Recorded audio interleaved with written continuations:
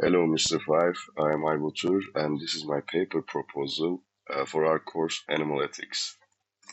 So, I will be discussing the idea why we owe our fellow creatures the hardware of autonomy. So, the main concept is animal uplifting, or like animal cognition uplifting, and how it is a moral obligation for human beings. So my thesis in a sentence would be like the capacity for rationality is a functional achievement rather than a mystical biological essence. So therefore, if we truly value animals as ends in themselves, we have a moral obligation to uplift sentient species by providing the neuroanatomical hardware necessary to transition them from wantons to self-legislators.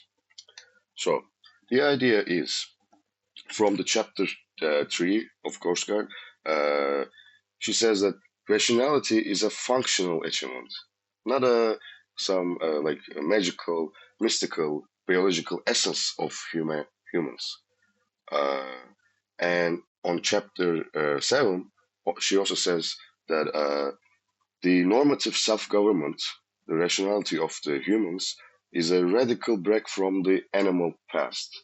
But there is a break, and there is it is the distinguishing uh, part of the human beings. So uh, I say that we have the moral obligation to uplift the animals from that break. Also, the first Iron Man objection would go like this. I assume. Uh, Koshkar says value is tethered. Yeah. So a pig's good might be rooting in straw, but the pig is not missing out on poetry, right?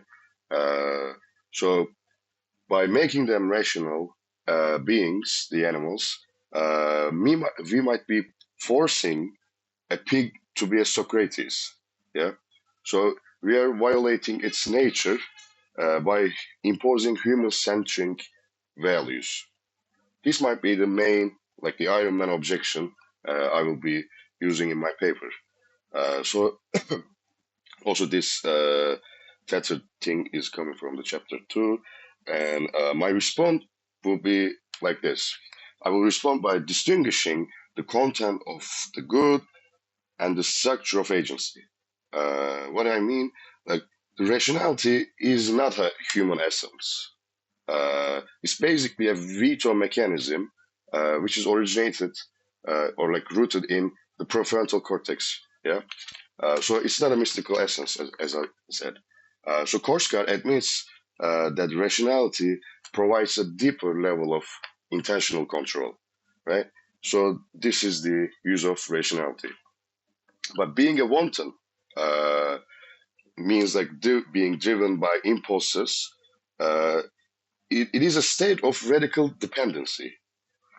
So by providing the prefrontal cortex hardware, uh, we might liberate the animals from that radical dependency.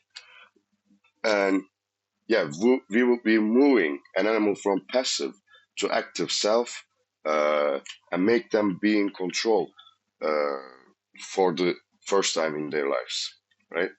Uh, this I picked from the chapter 8. And yeah, but another objection would be like the death of animal self. Uh, so there is this famous sci-fi uh, novelist called David Brin, and he has this Uplift saga, right? Series of books, and in his universe, this is a technology being used by humans to uplift animals, right? Giving them rationality and consciousness, you might say. So there's in that one of those books, there's a dilemma. If you change the cognitive hardware of a dolphin, let's say, or a chimpanzee, so drastically that giving rationality, the being for whom the original goods mattered from the beginning would no longer exist. It will be a different being, uh, which is not the uh, being in the question at the beginning. So isn't this a form of execution of the self of the animal? This might be the second objection for my idea, right? So my response, I would use a psychological model that I learned from psychology courses I took. Um, there's this Soviet psychologist called Vygotsky, and his model is like Vygotsky's scaffolding model, and he says that we we already like uplift human infants through education and culture immersion, right? We don't view infants' transition into radical adults as death of the self, but sorry, but as successful active constitution of a self, right? The successful active constitution of a self. This is the idea I'm picking up from the Vygotsky. Uh, because in his model he beautifully like explains that the education and the cultural immersion is a mechanism constituting the self, not killing it. So it is very similar. The uh, infant scaffolding very similar with the animal. Uh, so if we possess the technology to scaffold infants into the kingdom of ants, as Kant says. So uh, we wouldn't leave them in a wanton state, right? So leaving a child in a wanton state would not be respecting their nature. It would it would be enforcing a cognitive disability, even, right? So no, maybe very few people would argue for uh, not educating the kids in a form.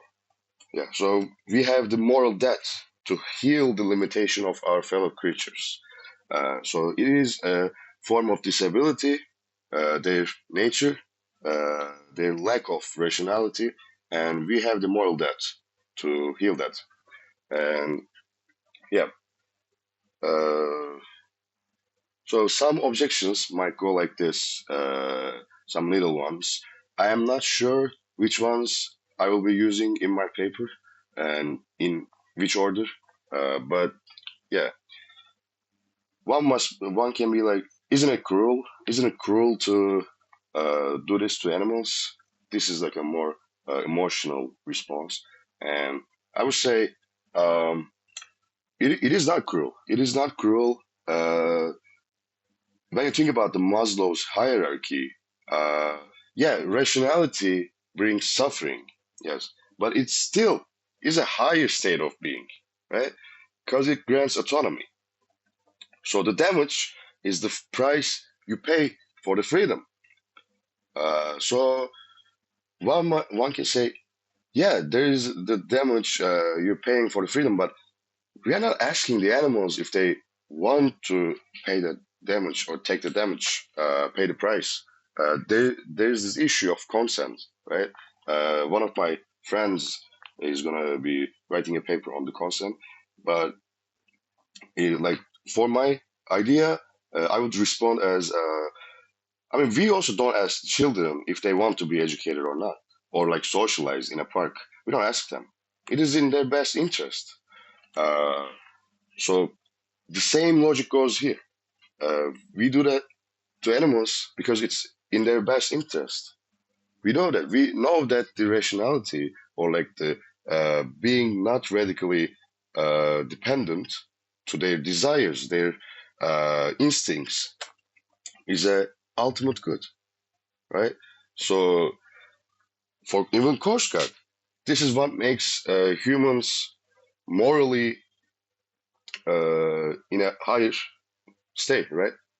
We have the rationality, the radical break from the animal past. So it is a good thing. And we don't have to ask for the consent. I also have some controversial ideas, but for the animals. But yeah, I'm not using this in my paper also. The ecosystem. Okay, yeah. Another objection will be the.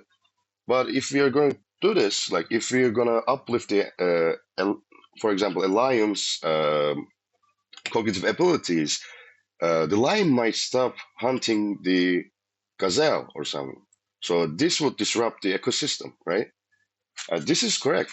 This is correct. This technology would be very harmful to the ecosystem, I would assume. But David Brin, in his novels, he's using this idea of stewardship, right? Uh, if we are granting the animals with this crazy ability, we also be we also should be their best companions, right? We also be their stewards. And we should take care of them. We should like pave the way for their intellectual evolution and such, and we take the responsibility. Even some extreme uh, solutions would work, like lab-grown meat, maybe, right? Because the ecosystem is disrupted. Also, one final note. I'm already over 10 minutes. Sorry for that. Uh, One final note, which makes me really believe, really, like emotionally believe that I am on the good side, or like not the good side, but the uh, justifiable side. This is not giving the animals human desires, right? We are not making them human-like, like freaks of the nature. No, it is basically giving them the veto power uh, to stop their instincts.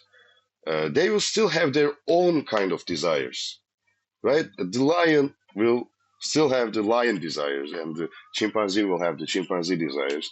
And it is very interesting. It is very interesting to think, even to think about, even the imagining uh, what would happen if the animal desires uh, like would also come with veto power. That would be interesting. That would mean the beginning of a new civilization, new ways of thinking, new perspectives on life, like anything, arts, sciences, everything, politics, even politics. There are some people, positivism, who thinks that giving dolphins the cognitive abilities, I don't know, it's kind of irrelevant, but. Uh, Yeah, overall, this is the idea. Uplifting animal consciousness or cognitive abilities is a moral obligation for human beings. That's my idea, and I really do believe this. And also, there are some biological papers on this, or like research going on. And uh, do we really have the technology? You might ask. I think we do, but it is not really public, right? Some research are public, and they showed us that it is possible. The monkeys they tested it on, marmoset monkeys, and they really did expand the prefrontal cortex, but they stopped the experiment. At, at least this is what they publicly said, right? Anyway, thank you for listening. I hope it is not too long. It's already 15 minutes. I'm sorry, and yeah, I hope it will be a fun to read paper. Thank you.